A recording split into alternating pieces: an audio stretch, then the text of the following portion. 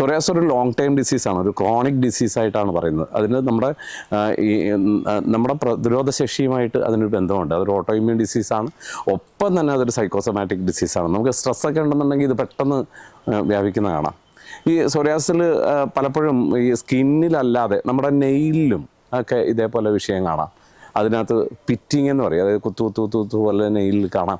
അതുപോലെ നഖത്തിന് അകത്തേക്ക് ഓണിക്കോനൈസിസ് എന്ന് പറയും, ഇതുപോലെ ഉള്ള വിഷയങ്ങൾ കാണാം. നഖത്തിനകത്തേക്ക് പാട പോലെ കളറൊക്കെ മാറുന്നോ, അതുപോലെ സ്കെയിലിംഗ് പോലെ കാണാൻ പറ്റുന്ന രീതിയിൽ നല്ല ഡാൻഡ്രഫൊക്കെ വന്നാൽ എങ്ങനെ അതേപോലെ നഖത്തിനകത്ത് കാണാൻ പറ്റും. ഇതിനേക്കാളൊക്കെ പ്രശ്നം പലപ്പോഴും സോറിയാസിസ് ഒരു വെറുതെ സ്കിന്നിൽ മാത്രം അഫക്റ്റ് ചെയ്യുന്നൊരു രോഗമായിട്ടല്ല കാണുന്നത്. ചിലപ്പോൾ അത് നമ്മുടെ സന്ധികളെ ബാധിക്കാം. സോറിയാറ്റിക് ആർത്രൈറ്റിസ് എന്ന് പറയും.